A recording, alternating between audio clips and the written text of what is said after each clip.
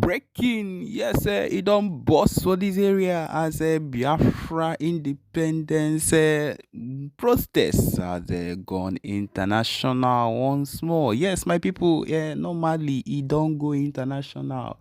Yes, everybody knows about it, but once again, it has broken the bar on the international level. Yes, we'll be going directly into the details of this news. Don't forget, we are your one and only Exposed News TV. Yes, these are the details. Also, in response to escalating violence in the Biafra land, yes, in southeastern, he said the protests has erupted across major European cities with thousands of members of the Biafran diaspora demanding international intervention in the ongoing conflict. Yes, there have been noticed that there have been demonstrations in London, Berlin, Paris, and Brussels with the independent people calling for the independent Biafra and condemning the zoo government for its handling of the crisis. Yes, we'll be talking about these specific places, make you go know, make you understand, say everything where they actually happen is something that is meant to be and not a joke. Okay, he says in London, Trafalgar Square, as one way or another, protesters and people that are Biafrans have come across and come around waving Biafran flags. They've held banners and said, "Free Biafra now and end the Nigerian occupation."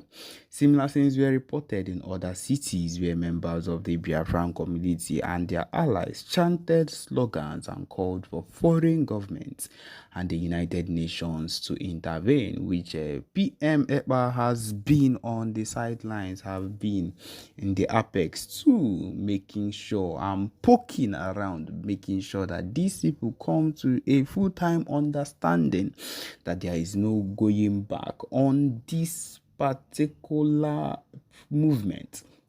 The process comes on the heels of the Biafra Liberation Armies and the BNL's movement moving and stopping across the violence that has been taking place in the Biafra land. As zoo forces are in disarray, the diaspora believes that the time has come for the international community to step in full time. I believe they have stepped in some time ago and they have made a few comments, but now they are expected to make heavy comments, heavy comeback, and make effective, what do you call it? Effective impact in this particular time at this moment, because this time is the right time.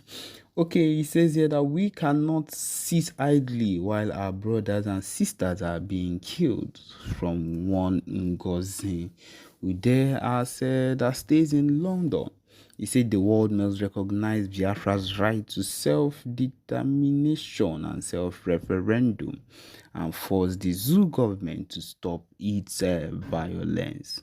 International human rights groups have also raised concerns about the growing humanitarian crisis in the region, with tens of thousands displaced by the conflict and the zoo government's military response.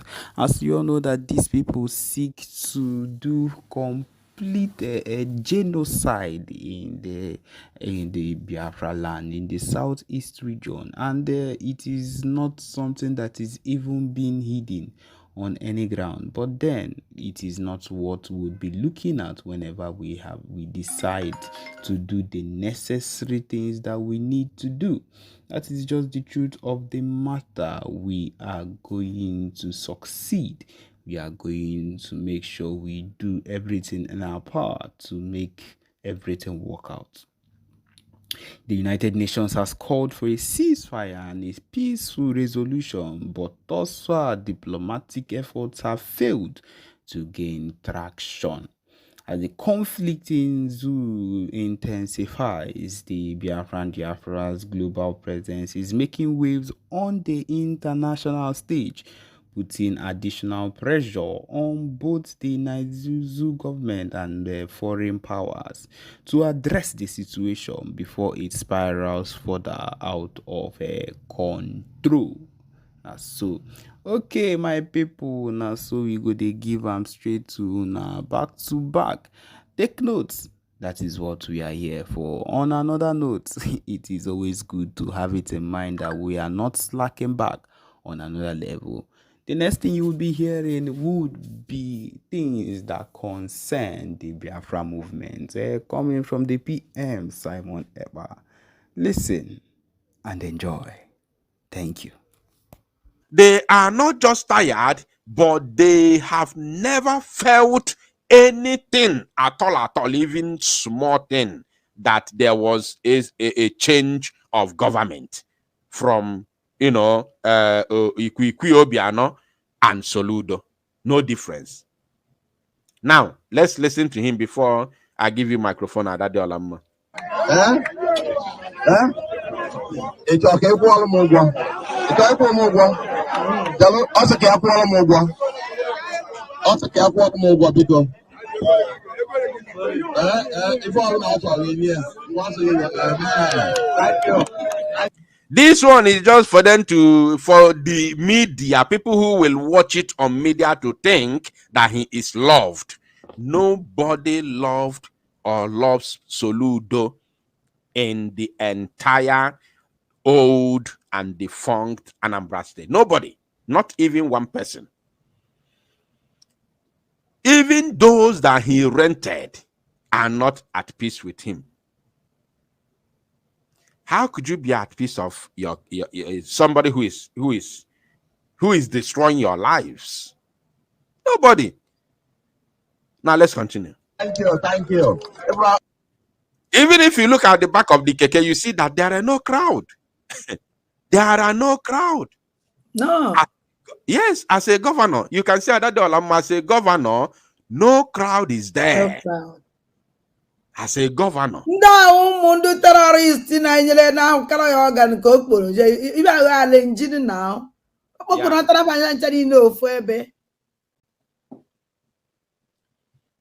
You see? Now let's continue.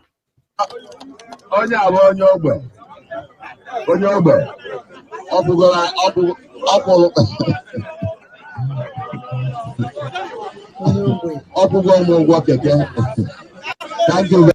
Adade Olamma, imagine PM, imagine Prime Minister Mazi Simon Ekpa just spoke say Biafrans Biano. Even a place he will not even be, physically present. A place that he will not be physically present. You will see crowd as long as he's the one that made that call.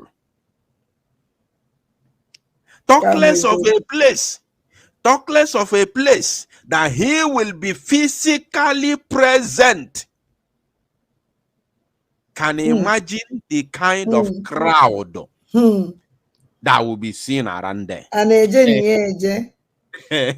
Just imagine. Can you imagine? Let us assume now that the Prime Minister just came out and make an announcement that Biafrans will gather in Switzerland on the 20th of October this month. That he wants Biafrans to gather in Switzerland, in Zurich. I want to tell you that even Biafrans who live in the faraway Scandinavia, where he lives, Biafrans who live in the faraway, United Kingdom, Biafrans who live in the faraway, Poland, will all gather in Zurich that same day. You will see crowd. When he himself will not even be there. Now, can you imagine where he will be physically present? Obekubuluzi na Igbo. This is to show you that these people do not have popularity. They do not have popularity. Nobody knows them. Nobody thinks of them. Nobody respects them. You call yourself a governor and you come in a place like Opiweka, the most famous, a place in the entire Igbo land. I want to say it again. The most famous place in the entire Igbo land, because if I lulu no Opiweka, where was ordinary Igbo? Well, What about that bridge and whatever was ordinary Igbo? The flyover, I mean. If I lo no Opiweka and if an emen Opiweka, on whatever was on a men and Igbo nine. Yes, if an emen Opiweka. If an emen Opiweka, for sure.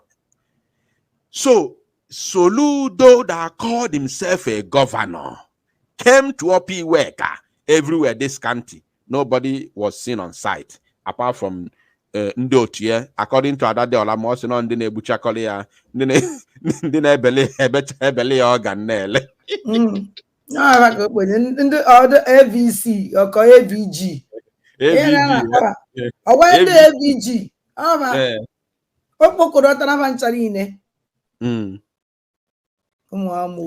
Now, let me finish it. Majority never on the Fulani. Exactly.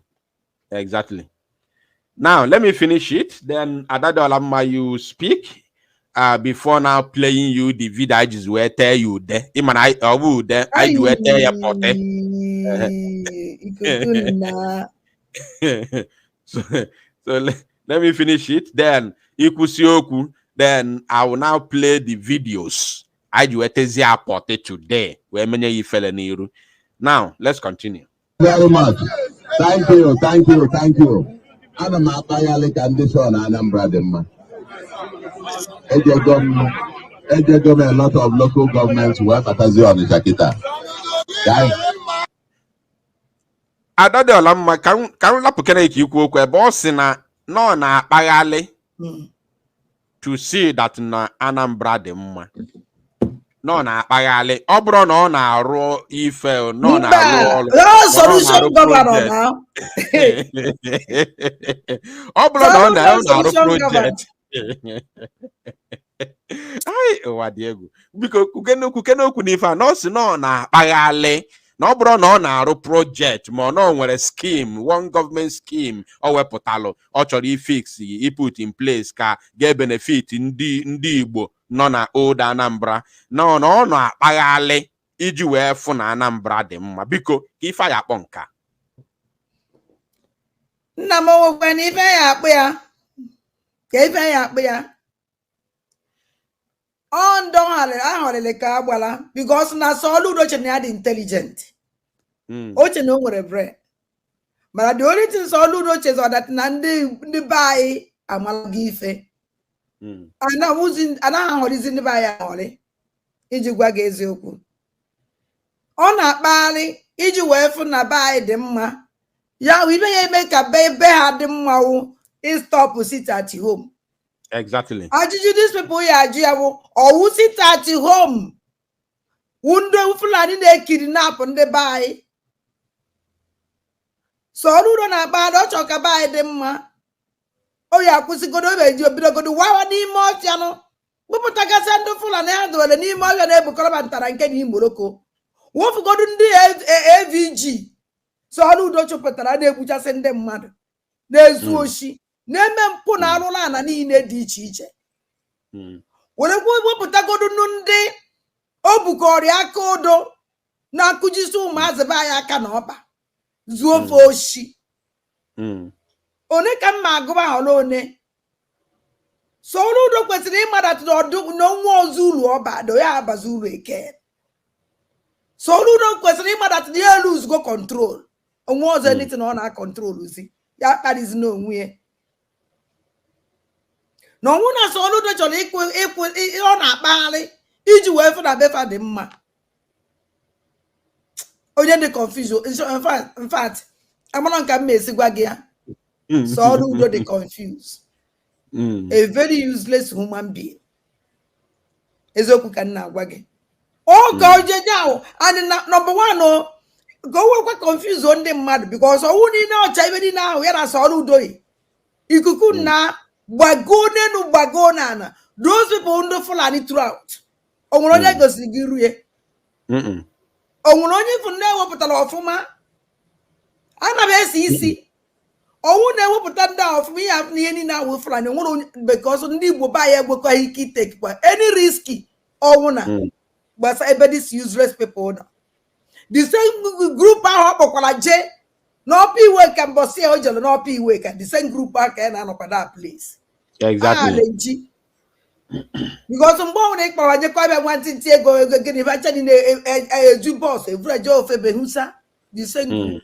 Because I won't watch ya, Mbosa or George P. Waker. I could palace or who don't need I ma boom. In again, Purumado, Monopoly that in Bomba.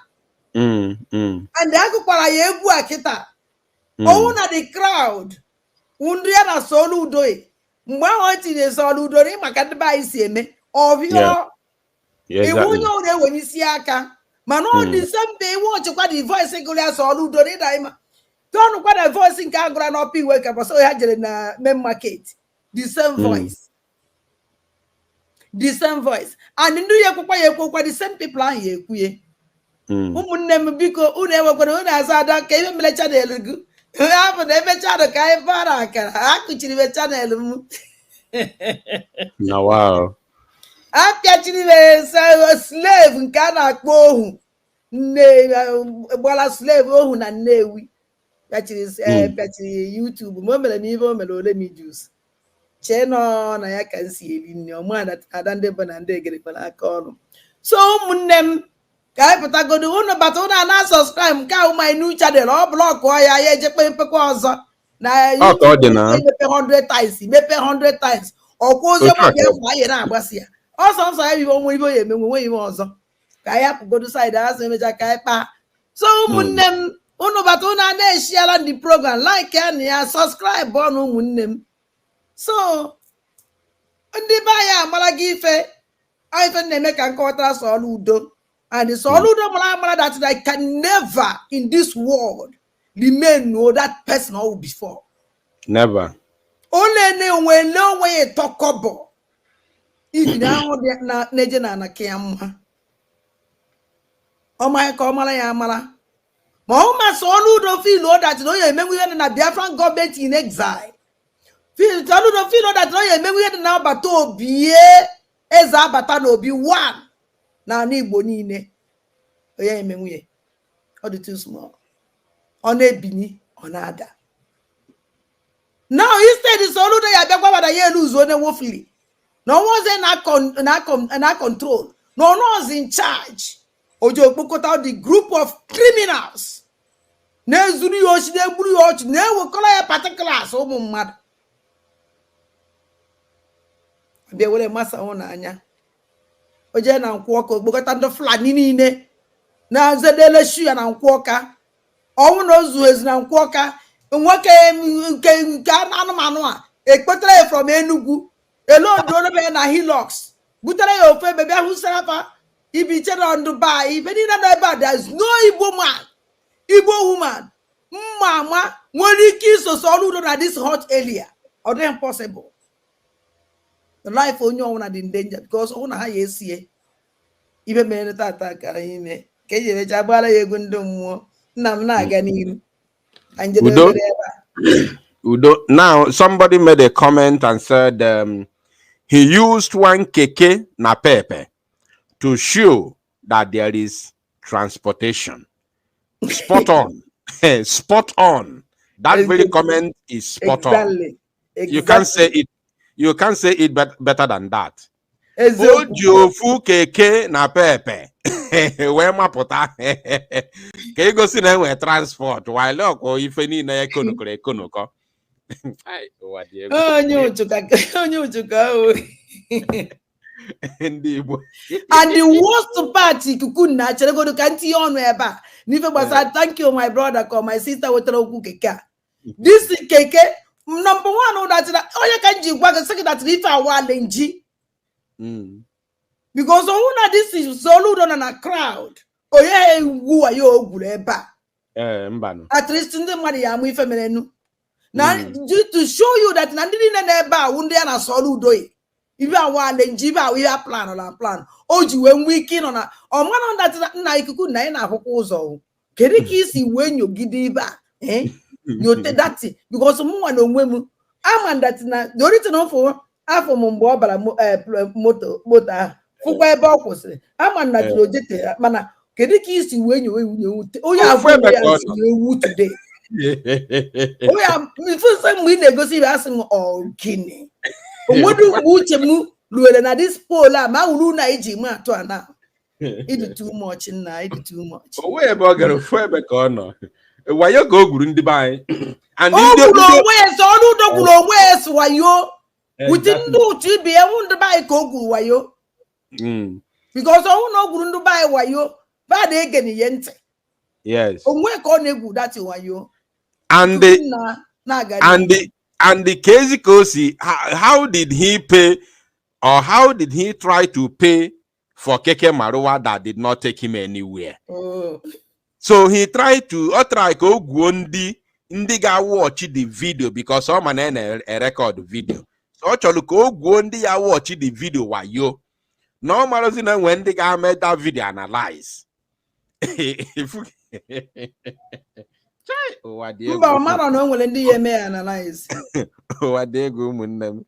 have lost it. Now let's continue. Thank you very much. Thank you.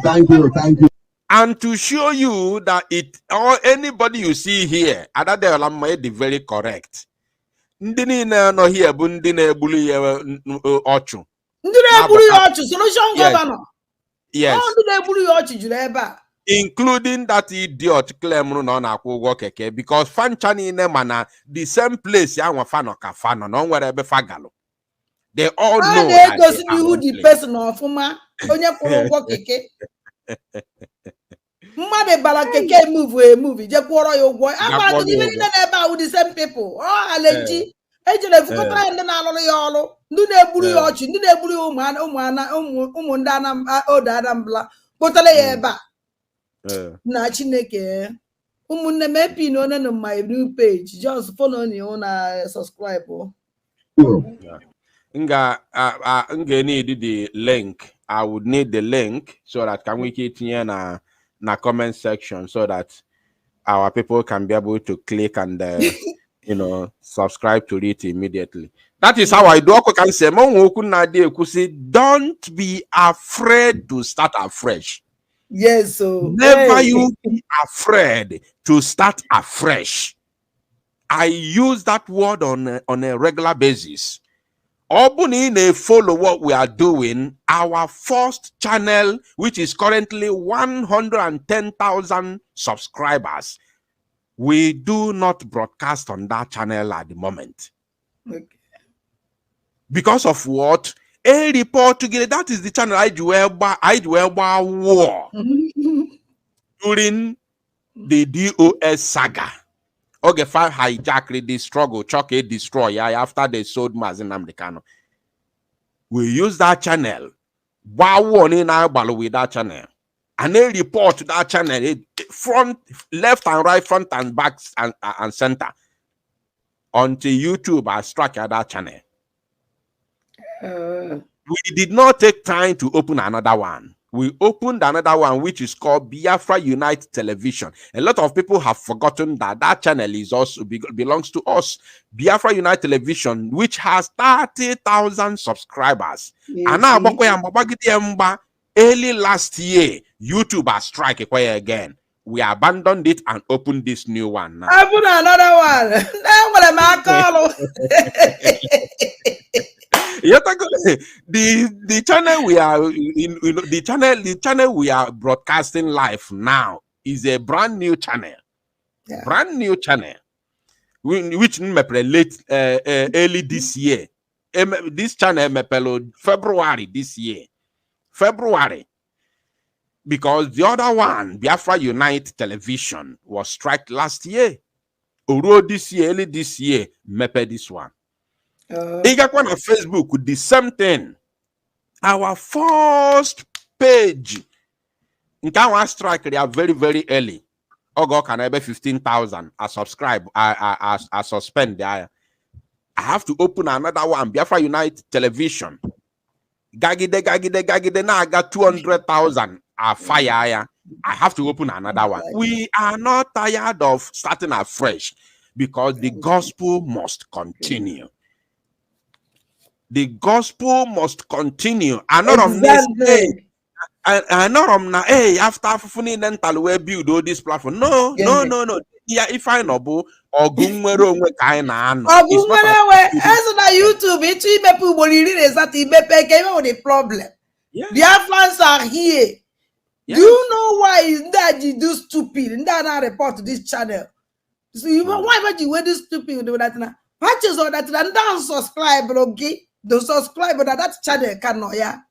No one be here, no that he may go to 100 and follow you. Subscribe. I will still follow you.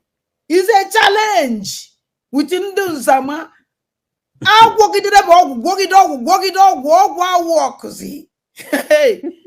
And about another point where na YouTube. Fire, ike ya only case you go and all go YouTube. He may report to YouTube. The person Olafa, idiot, the Rasta, the gangster, slave that Lewi. The idiot report to get there, Biafra Unite with capital letter, report to get there until he can go. Oh, report every day. The idiots now report our channel. So, but if I have never ever reported anybody's channel in my whole life. Facebook, YouTube. I'm already more here upon Namanya internet of but I'm a report to somebody's channel. I don't know how to do it. I don't know. I've never done it before. So now let's continue. MSC send the Alamo the link. Can we? Okay, fine. I'll check it. Now let's continue. On Ibel. Condition Anambra Dema. A lot of local governments were Batazi on the Jakita.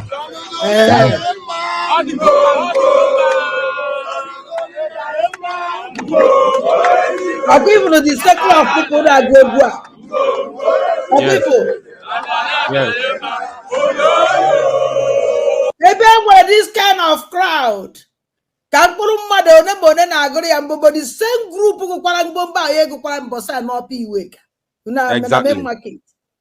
Exactly. A governor, a useless man like this, call himself Governor Soludo, upon the kind of educated Osiade, they disgrace your way like this. Shame on him.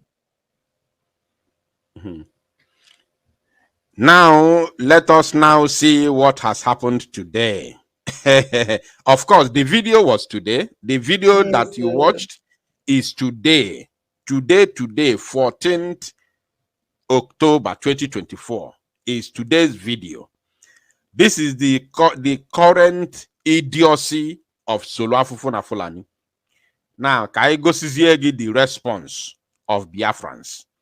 Emma, we have seen his idiocy. We have seen his idiocy, and we have seen his, the response of his hired crowd. We have seen the crowd. Yes, we have seen Soludo's idiocy today, and the response he got from his hired or rented crowd. Now, let us now see the original response from the Biafran people, the children of soil. I fuzie their own, the original response. Umuajani, thank you. I fuzie the response of Umuajani. And of course, I have the first video, which is a kind of funny, like a comedy video. Not comedy, but it looks like comedy. So let us see that one first. Let us first of all see this one. Good now when you want to do it, I thought good. I just must say I never thought about to be a woman about to be interview. Only the following day faces suspension. Olubia never talk about to be able to look at the Kuche page. So some praise. I'm Madonna Karaka. You want idea? Ngozi. Now for you. One thing I believe.